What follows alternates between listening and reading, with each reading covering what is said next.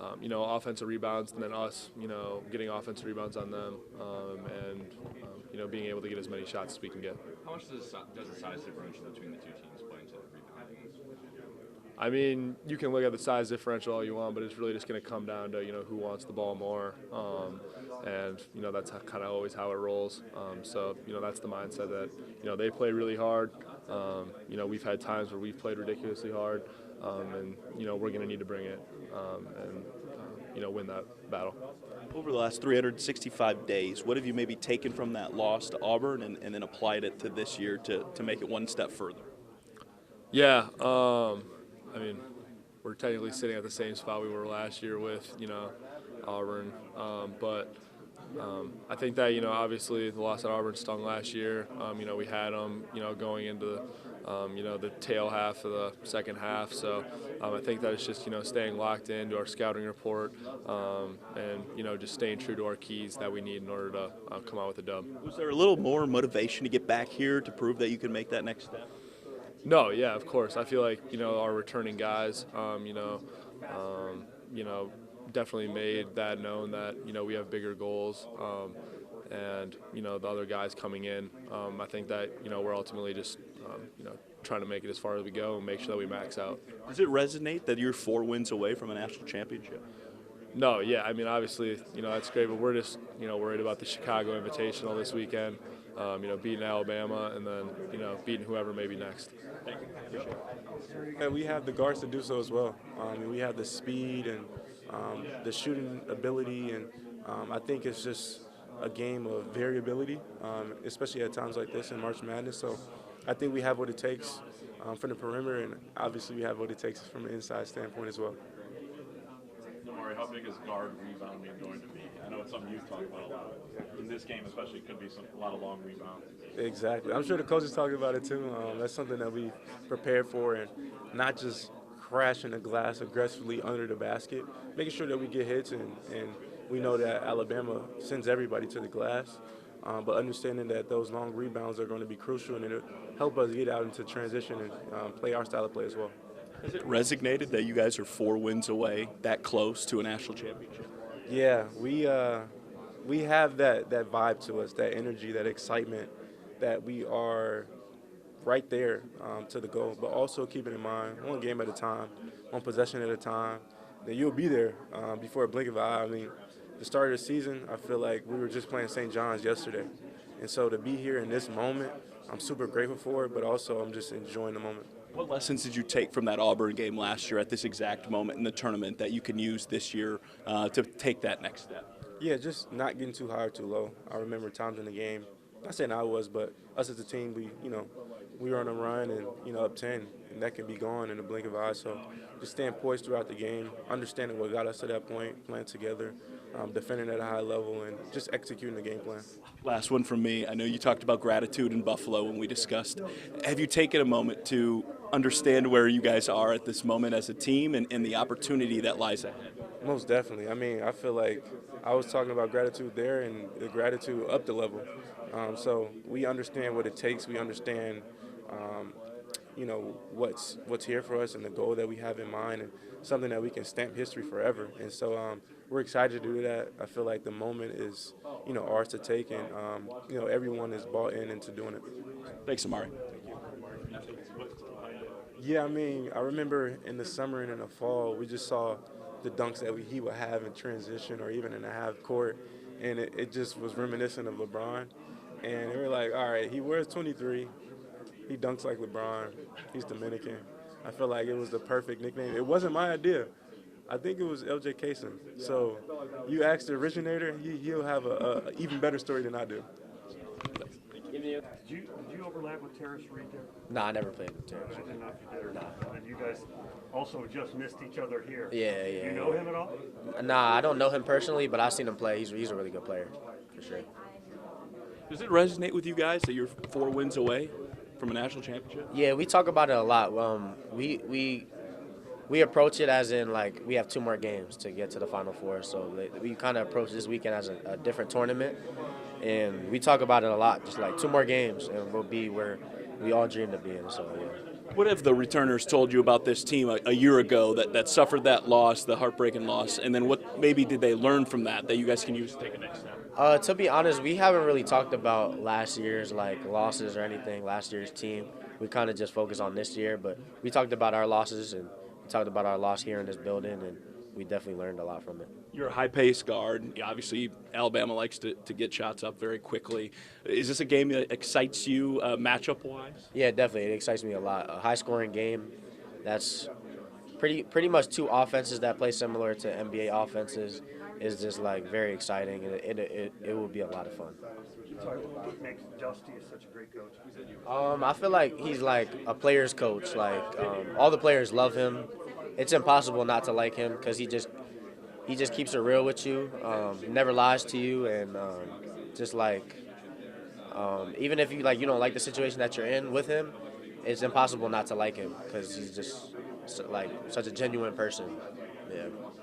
We've seen you really step in the last couple of games. Your coach called you a savant when it comes to being racked up assists. We also saw Daimara start to get some assists going his way.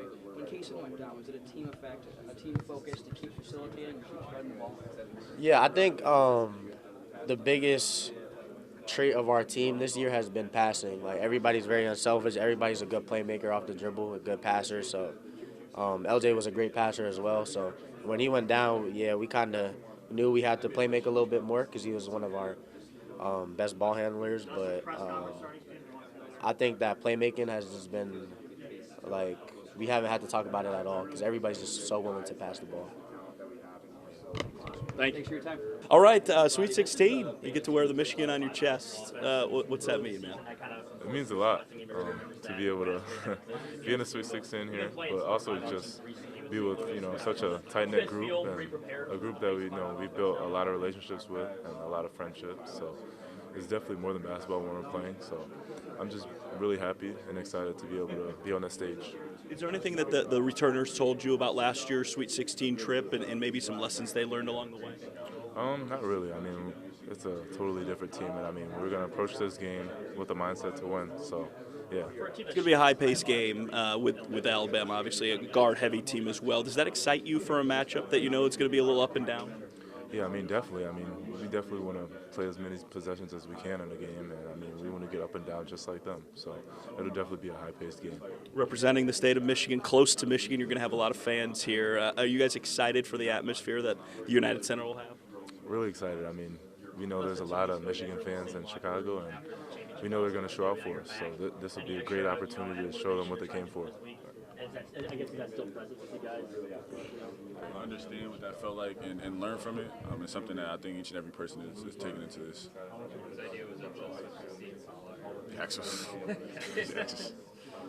Roddy, how does Alabama's small size help or hurt you guys on the glass? I think we rebound the ball very well, even from the guards position. I think that we all have guards who rebound at a really high level, and then having a Die, Rez, Yax on our team with their ability to be able to create mismatches. Even if it's not scoring mismatches like that, we're gonna have a smaller trying to box them out on the rebound. So I think that's kind of where we have the advantage, and we got to take advantage of that. Yeah. Does it resonate with you guys that you're 4 wins away from a national championship? We try to take it one step at a time, but absolutely, just being in the Sweet 16 and then seeing how close you are, knowing that everything is right in front of you, you just got to go take it.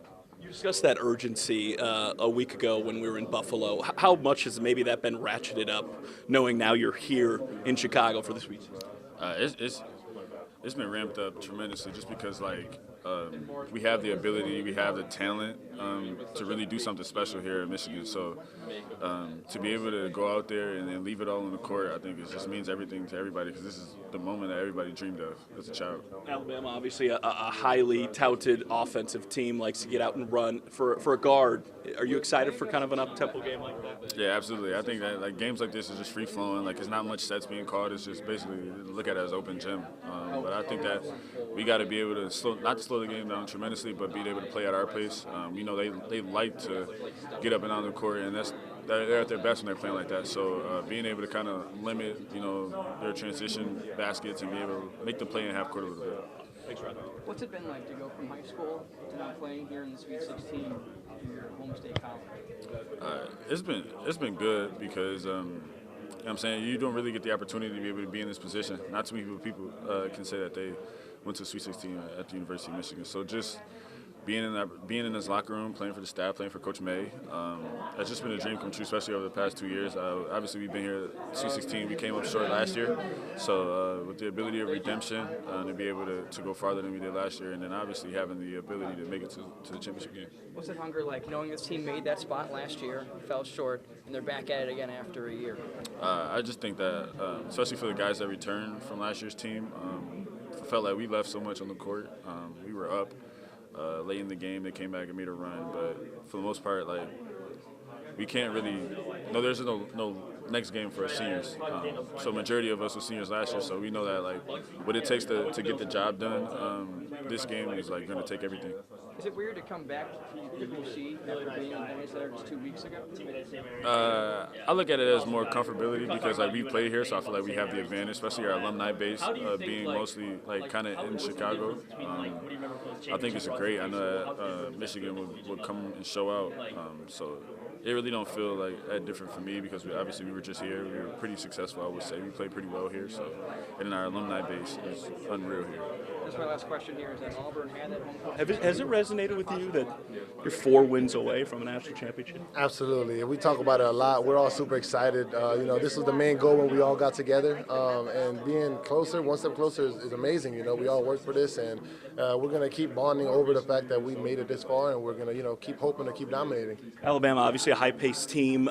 Does that excite you, knowing that it might be a little bit higher scoring? Absolutely, that's going to be super fun. We like playing fast too. We haven't had many opportunities to play other teams who play fast, so I feel like this is going to play more into our game as well. We're going to try to bog it down, make it a little bit more physical, but we're still going to be out there ready for the breaks and running fast-paced offense. Last time we chatted with you here, it was after a loss. How much maybe does that give a chip on the shoulder for you guys coming back to the United Center? Oh, we definitely all have a chip on our shoulder. When we walked in the locker room, this is the same one we were in when we lost. So we had to switch up the seats around, just try to switch up the vibe. But we're all excited to get back on the court. We know there's going to be a lot of Michigan fans here supporting us, so we want to make sure that we don't disappoint them again. And just go out there and dominate. We don't want to leave another loss in this building. How much adjustment you guys made since y'all was here? Obviously it was a loss, but how much adjustment you guys made entering the tournament? I would say our physicality again. We're a team that thrives off of how physical we are, and we used to do a good job of dictating tempo. Pretty much showing the other team how this game is going to be played and not letting them dictate that. We try to set the tone versus St. Louis and be physical, get on the glass, and if we continue to do that, then we're going to be good. What's the biggest thing Mraz has brought to this team? Oh, just speaking of physicality, that's that right there. He's the one guy, when you need a dog, he's going to be that guy to do it. He's relentless on the glass. He gives 110% effort every play, and he's somebody that really sets the standard for us. Elliott said Namari is the best leader he's ever been around. What speaks to his leadership qualities? Man, he's super genuine, super unselfish guy. Him being here for 3 years or 2 years, however many it's been, and giving up the spotlight is something that not many people can do. From the first day we got here, he was welcoming us with open arms. He never yelled at us in a way. He always tried to keep everything peaceful. And I feel like that alone set the standard for how comfortable we're going to be with each other and how honest we are with each other. He was part of a #1 seed for Alabama when he played there. Has he spoken about that experience at all? He has not. He doesn't speak much about his past. It was 30 years ago, I know he's excited to play this game. We're all excited for him, and we're just going to go out there and try to have his back. How familiar are you with the Alabama program, what they do over there? I'm very familiar. I was in Birmingham, down the road. I watched a couple games in person. The energy that their team brings is amazing. I'm a big fan of Philon's game. I met him a couple times. Super genuine dude. But I'm super excited to go out there and see how I match up with him. So I'm gonna be very excited to play against him, and super excited to be able to play a team who I was so close to last year. On a roster scale, this team looks very different than last year, but the team seems to be gelling just fine. What is the secret, you think, to having this team with so many new faces still operate and perform at the level they've been performing at? You talking about with Alabama or us? Here. Here. Well, we have a lot of new faces, yeah. But I feel like the way Dusty constructed the team, it was pretty much familiar. We have guys who are, primarily defense, 3-and-D players, or or shooters and stuff, and then we have guys like Merez that come in here and just like mess everything up, muck the game up, make everything hard. And a lot of us are trying to fill the roles that Danny and Vlad set last year. I feel like we're getting to that point, but we all just set a good standard with each other. We're just loving each other and being genuine. And that really helped us out and helped the team like bond. We haven't seen the bling on you. Oh, man. Where's that? Why do we bring it out today? This is LJ Kaysen. This is on him. He got it for us yesterday. And I'm a rep it, man. I'm a big Michigan guy, and I'm glad. I'm very happy he got this for me. Throw it up like Kobe. Absolutely, yeah. I would love to wear it in the game, but I can't, But yeah, I love this chain. So he blinged out the entire team? Yes, sir. Coaches too? No, coaches don't like it. They don't like the bling, man. What's it been like having LJ obviously still be a part of the team, not being able to be on the court, and having his contributions off the court matter here? It's meant a lot. I would say the game against Howard, we came out pretty slow, and during halftime, we're all talking, we're all like arguing with each other, like why are we only up by this much? We should be dominating, stuff like that. And then he came to me especially and was just telling me like, you got to be the guy to set the standard, you got to set the tone, and he pretty much spoke life into me. And I know that like it's coming from a hard place with him because he should be out there with us. He's a big part of why we're here. But just seeing how engaged he is, and he's becoming like a secondary coach for us. So it's been great to see his development in that, and just his maturity go up too. It's been great. Thanks for your time. Appreciate it.